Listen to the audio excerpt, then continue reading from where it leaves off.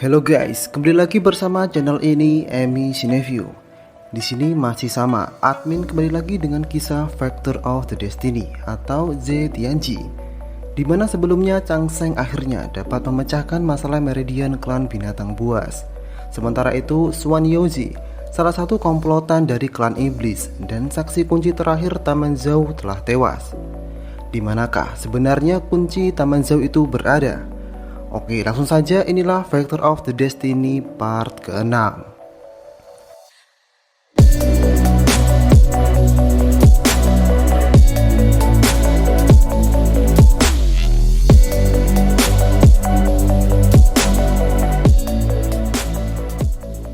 Setelah Chang Sheng berhasil menyelesaikan masalah Meridian Lulu dan Yuan Po, kemudian mereka didatangi oleh pendeta Xian dengan maksud mengundang akademi tradisional pada acara perjamuan elit.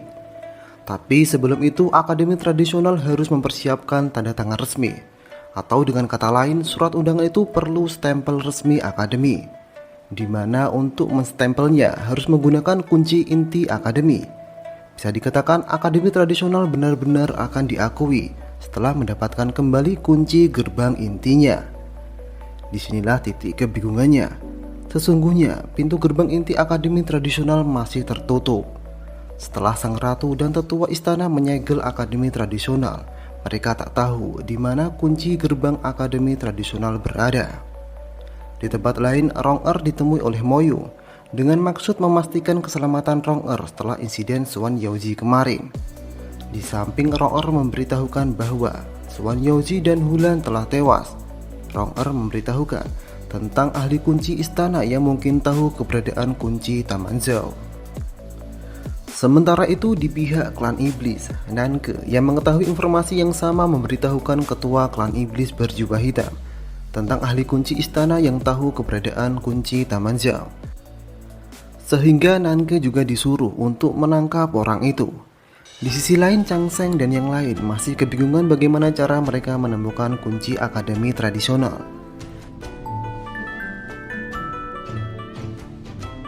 Sementara itu, Tang Xiao menunjukkan alat aneh lainnya ke Chang Sheng, yaitu jubah menghilang.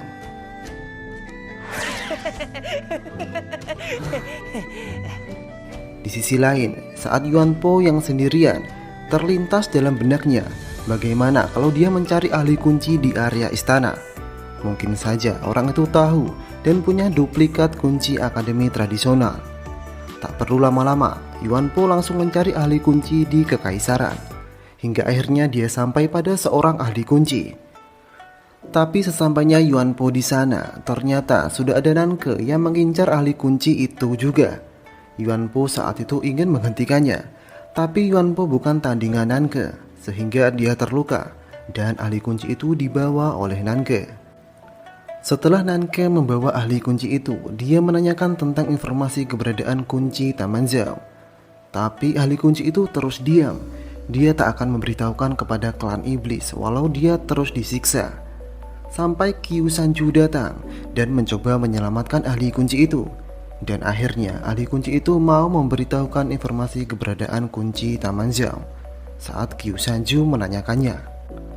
Sebenarnya dia tak tahu persis keberadaan kunci itu, tapi kemungkinan besar berada di akademi tradisional. Setelah mendengar itu, Qiu Sanju langsung membunuh ahli kunci itu. Ternyata itu bukan Qiu Sanju yang sebenarnya, melainkan salah satu anggota 7 iblis pembunuh yang bernama Wu Mian, yang mempunyai kemampuan meniru wujud seseorang. Di tempat lain, Lulu dan Yuan Po yang berada di akademi tradisional membantu Chang Sheng merapikan barang-barang.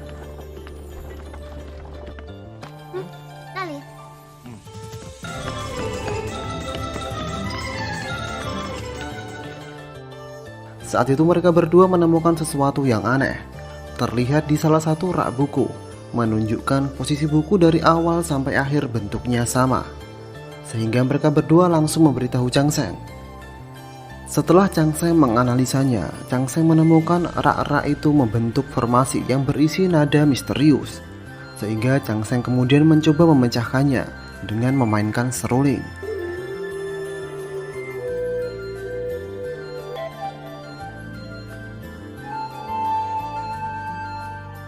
Tiba-tiba dari sudut rak buku itu muncul sebuah kotak yang mengeluarkan sinar emas.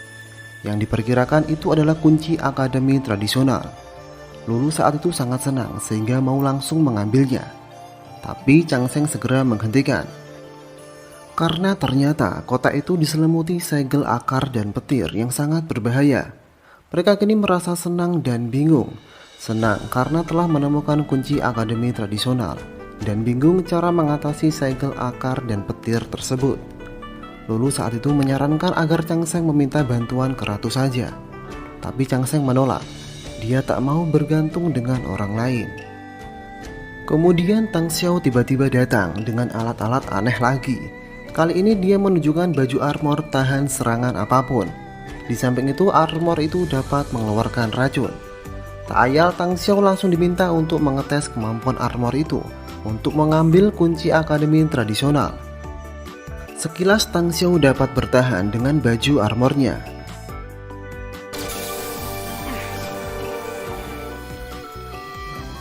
Tapi lama-kelamaan baju armor itu tak dapat mengatasi segel petir tersebut, sehingga Tang Xiao kemudian tumbang. Tang Xiao belum mau menyerah.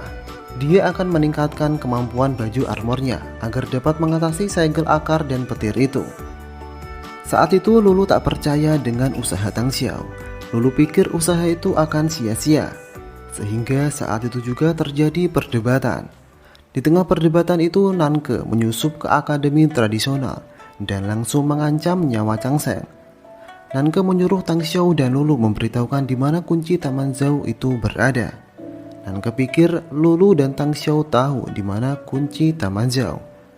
Karena percuma mengatakan yang sebenarnya, Tang Xiao kemudian berpura-pura tahu saja dan mengantarkan Nanke ke sebuah rak buku di mana kunci akademi tradisional itu berada. Tang Xiao mengatakan bahwa kunci Taman Zhao ada di kotak atas rak buku itu, sehingga Nanke ingin langsung mengambilnya, tapi dia langsung diserang oleh segel akar. Mengejutkannya, Nanke dapat mengatasi segel akar dan petir itu dengan pedang pusakanya.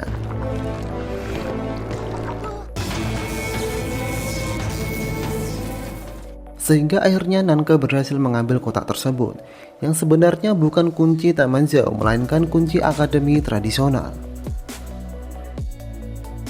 Tapi tiba-tiba kunci itu terbang.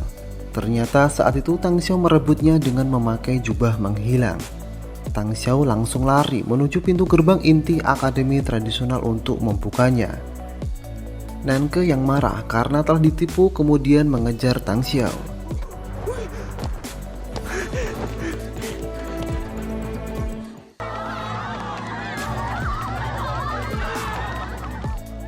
Hingga akhirnya Tang Xiao tertangkap oleh Nanke. Saat itu juga Tang Xiao ingin langsung dibunuh oleh Nanke. Tapi tiba-tiba datang Moyu yang menghentikan Nanke sehingga Tang Xiao dapat selamat.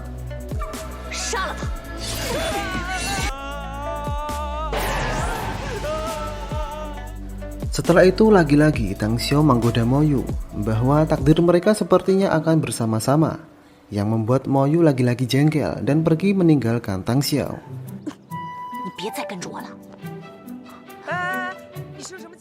Di tempat lain dalam perjalanan kembali, Nanke bertemu dengan Qiu Sanju. Saat itu Qiu Sanju sedang mencari anggrek untuk Rong-er. Saat Nanke mendekati Qiu Sanju, dia langsung dihempaskan oleh Qiu Sanju. Qiu Sanju berpikir Nanke adalah ancaman dan gangguan. Walau sebenarnya Nanke hanya ingin dekat dengan Qiu Sanju karena mencintainya. Tapi apa boleh buat, Qiu Sanju tak mencintai Nanke, apalagi dengan klan iblis.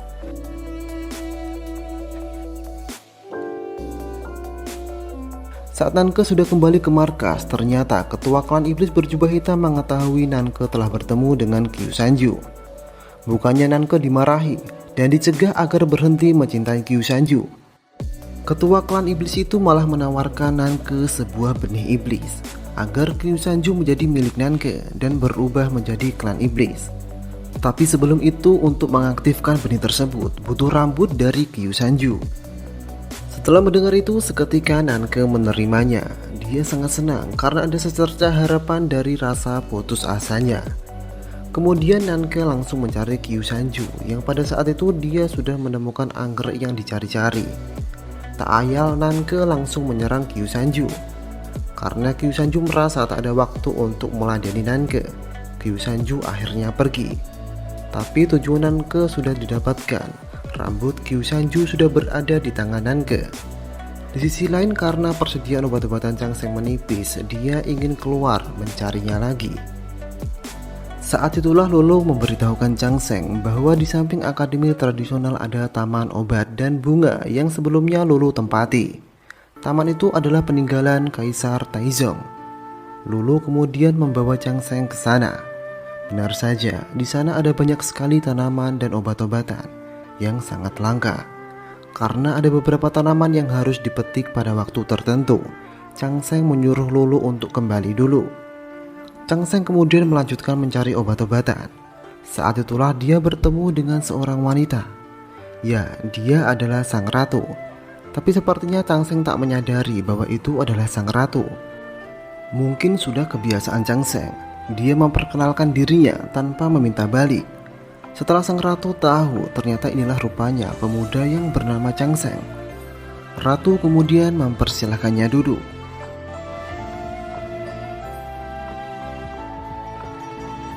Mereka kemudian minum teh dan main catur bersama. Mereka berdua masing-masing merasa nyaman. Sang ratu merasa seperti melihat sosok Kaisar Taizong waktu muda saat itu. Entah kenapa kemudian sang ratu tiba-tiba pergi dari sana. Di tempat lain, keluarga Su masih saja memfitnah Changsheng dengan menuduh Changsheng yang buruk dan memberitahukannya ke Moyu. Mereka bermaksud meminta bantuan sang ratu untuk membatalkan pertunangan. Bahkan kalau bisa Changsheng dibunuh saja. Setelah itu Moyu menemui sang ratu dan memberitahukannya bahwa keluarga Su meminta sang ratu untuk membatalkan pertunangan dan membunuh Changsheng. Karena faktanya jika Rong-er bersama dengan Changsheng, pelatihan Rong-er sebagai ksatria Phoenix akan terganggu. Karena darah Phoenix harus bersanding dengan darah naga, dalam arti lain Kyu Sanju. Dari informasi keluarga Su, kakek Rong-er diperdaya oleh Changsheng untuk membuat pertunangan itu. Changsheng adalah orang yang licik. Saat itu sang ratu hanya sedikit tersenyum. Dia tahu itu hanya akal-akalan keluarga Su saja. Apalagi dia telah bertemu dengan sosok Changsheng langsung. Changsheng adalah anak yang baik. Ditambah kakek Rong-er yang bernama Su Tenzi tidak akan bisa diperdaya oleh siapapun. Sehingga setelah itu sang ratu memanggil Rong-er. Sang ratu bermaksud menanyakan pertunangan itu. Saat itu Rong-er hanya bisa menjawab dia sementara tidak memikirkan percintaan dunia. Sang ratu sepenuhnya memberikan pilihan kepada Rong-er. Dia tidak mau mencampuri urusan pertunangan Rong-er. Di sisi lain, setelah menemukan kembali kunci gerbang inti akademi tradisional, hampir bisa dipastikan akademi tradisional akan ikut dalam perjamuan elit.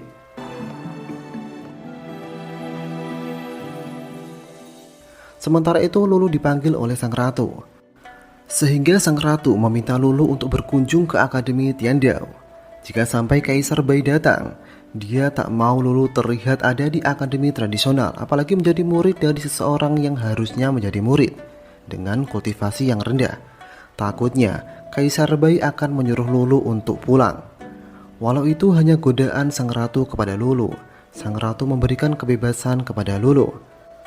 Sehingga Lulu kemudian pergi ke akademi Tiandao untuk melihat-lihat dulu. Sesampainya di sana dia bertemu dengan salah satu senior bernama Zhuang Huanzu. Bisa dikatakan dia adalah salah satu jenius di akademi Tiandao.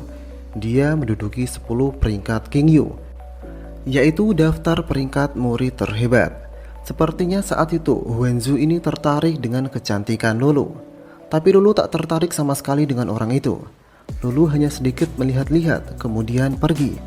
Tak ayal membuat teman dari Huanzu ini bernama Gu Guang kesal, lalu mengejar Lulu. Entah apa maksud dari orang ini, mengejar Lulu untuk diajak pergi jalan-jalan.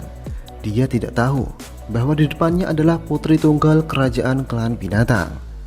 Karena terus dipaksa sampai dengan kekerasan, Yuan Po yang ada di sana turun tangan.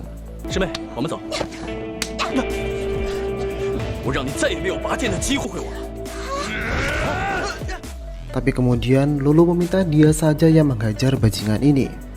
Saat bersamaan Changsheng datang.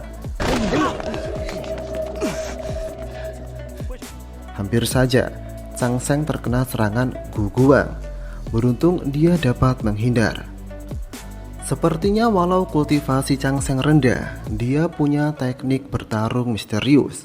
Salah satunya adalah langkah kilat. Pertarungan Lulu dan Gu Guang masih berlanjut. Dengan arahan-arahan dari Chang Sheng, Lulu akhirnya dapat mengalahkan Gu Guang dengan mudah. Akhirnya Gu Guang kemudian pergi.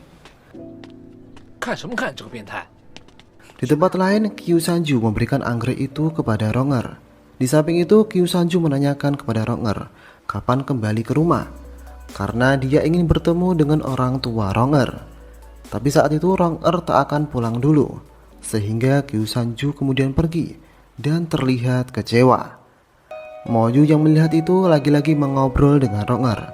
Dia sangat setuju jikalau Ronger dengan Qiu Sanju. Sesungguhnya dari lubuk hati yang paling dalam, Mo Yu sangat menyayangi Ronger seperti adiknya sendiri.